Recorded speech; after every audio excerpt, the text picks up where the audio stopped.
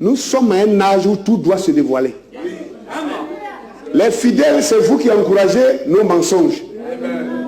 Si vous savez ce que vous venez chercher dans la maison de Dieu, les gens vont déposer des ministères bientôt. Ils vont retourner chercher travail.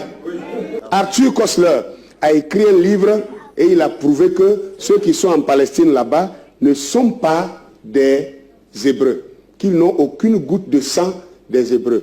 Quand le livre est tombé dans la main de Benjamin Netanyahou, qui était Premier ministre, il a eu peur. Quand il a lu, il a délégué l'université de Tel Aviv pour aller faire une enquête et de prouver si ce que cet homme a dit là est vrai ou faux.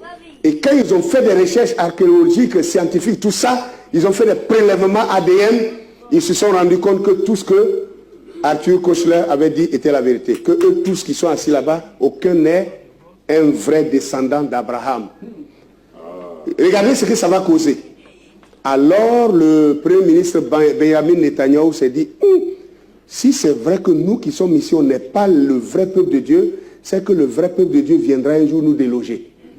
Donc nous devons chercher à retourner d'où on vient. Parce que Arthur Koestler leur a montré que leur pays de provenance, c'était la Khazarie. La Khazarie, c'est au sud de la Russie et au nord de l'Allemagne. Il y a un royaume qui existait là-bas qui s'appelait l'Empire Khazar. Donc, c'est ça qui a créé, qui a provoqué la guerre de l'Ukraine. Est-ce que vous comprenez de quoi je parle? Il fallait aller reconstituer l'Empire Khazar pour préparer le retour, le jour où le peuple de Dieu, ils disent qu'ils savent que le peuple de Dieu, si eux ils ne sont pas le vrai peuple de Dieu, le peuple de Dieu viendra un jour et va les déloger parce que c'est la parole de Dieu. Et que malgré leur technologie, ils ne le pourront pas. Ils ne pourront rien faire pour résister. Donc ils ont commencé, c'est ça. Ils sont allés voir les Américains pour qu'ils préparent un territoire pour eux qui les appartient de droit. C'est ça qui a créé la guerre de Crimée et la guerre de l'Ukraine. Les Russes ont vu venir et les Russes avaient leur meilleur arsenal dans la zone appelée la Crimée. Ils sont allés aussi faire barrage. Ils ont dit, vous ne prendrez pas ici. C'est ça qui a envoyé cette guerre que vous avez connue, la guerre de Crimée. On ne s'informe pas. Quand quelqu'un s'informe, on veut l'accuser. Dites-moi que Moïse était blanc encore. Nous sommes dans cette salle ici, si la police poursuivait un Libanais et que le Libanais rentre et s'assoit ici, est-ce que le policier peut rentrer pour me confondre moi à un Libanais? C'est aussi, écoutez. Donc, quand on lit la Bible, il est bon que nous méditions là-dessus. Qu'on demande à Dieu, qu'est-ce que ça veut dire? Nous allons entamer la partie la plus intéressante. Comment Dieu est noir? Quelle est la clé dans la Bible qui nous montre que Dieu est noir? Déjà, Moïse, si lui il a été caché chez Pharaon, ça c'est trop simple. Hein? Les pharaons antiques étaient noirs, vous savez ça. On vient de projeter pour ceux qui sont venus plus tôt. Les pharaons, au temps antique, l'Égypte antique, c'était des noirs, ce n'était pas des blancs. Ceux qu'on voit ici qui habitent l'Égypte actuellement, ils sont arrivés seulement au 7e siècle. À moins qu'on soit nul à l'école pour contester ça. Or, il y a trop de preuves. Job dit que moi je suis noir, je marche, ma peau est noircie. Job 30, versets 28 et 30. Job dit, moi je marche noirci, mais non pas par le soleil. Alors s'il dit qu'il est noirci, il marche noirci, mais non par le soleil, ça veut dire quoi? Qu'il est né naturellement noir. Et ceux qui croient, ce que je crois aussi savent, ce que notre prophète a dit là-dessus, que Job est un prophète plus ancien que la Genèse. On est d'accord?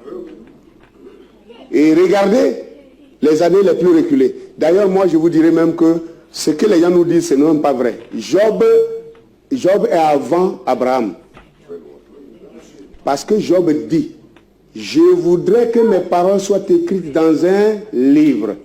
Je voudrais qu'elles soient gravées avec un marteau et du burin dans du roc.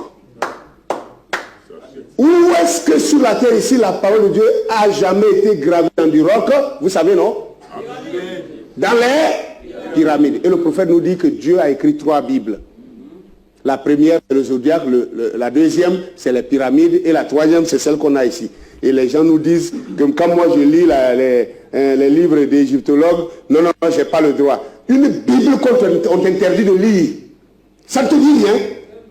Lui, il dit que c'est la Bible. Dans les hiéroglyphes, il a fallu que je lise ça. Pour que ça là me dise que en hiéroglyphe, toutes les écritures que vous voyez dans les différentes pyramides, ça s'appelait en égyptien ancien le Medunetcher. Medunetcher, ça veut dire les paroles de Dieu. Même nos ancêtres, les Égyptiens qui étaient là-bas, ils appelaient ça les paroles au pluriel. Les paroles de Dieu au un Dieu. Les paroles de Dieu. Le prophète vient et dit que c'est la Bible, c'est la deuxième Bible. Bon, imaginez que votre Bible là, on vous dit c'est la Bible, mais vous êtes interdit de lire ça. Quand nous on lit ça, on dit non, on lit d'autres livres. Vous ne voyez pas qu'il y a quelque chose qui ne va pas? Je vais vous montrer les prophètes dans la Bible qui ont vu Dieu dans la vision. Certains l'ont vu au ciel, d'autres l'ont vu sur la terre, etc., etc. Chacun l'ont décrit de la même manière. Et c'est là où vous allez voir de quelle couleur Dieu est. Et pour ceux qui sont venus en retard, je venais de dire, il y en a qui disent non, mais il dit Dieu est noir. Mais Dieu est esprit. Mais tu es un hypocrite. Si Dieu est esprit, pourquoi tu fais adorer toute ton église, tu les fais adorer Jésus. Jésus est-il esprit? Donc, voilà une preuve claire que le peuple hébreu n'a jamais été blanc. Le président, l'ex-président égyptien, le premier président égyptien, je crois, Nasser, Gamal El Nasser. Gamal El Nasser fait un discours à la télévision égyptienne lorsque les juifs, les faux juifs, les falachas, les ashkenazes revenaient pour s'asseoir sur ce territoire-là pour dire que c'est eux qui sont juifs. Gamal El Nasser fait le discours, il dit, nous les Arabes, nous ne vous accepterons jamais parce que vous, les juifs, vous êtes partis d'ici étant noirs et vous revenez blancs. C'est un discours qui est sur YouTube. C'est sur Internet. Les gens ne s'informent pas et veulent attaquer ce qu'ils ne connaissent pas. Ce que je dis là, c'est la science qui le dit.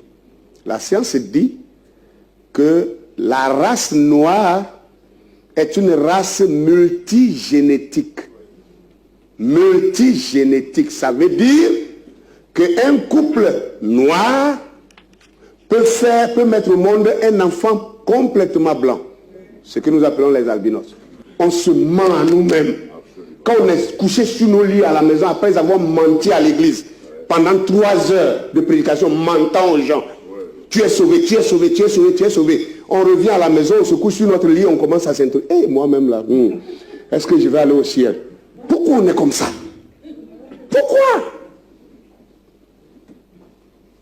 Que chacun me dise qu'il n'a jamais pensé à ça. Qu'est-ce qui nous arrive? C'est parce qu'on refuse d'affronter la vérité. Parce que la vérité va bousiller la religion que tu as prêchée pendant des années.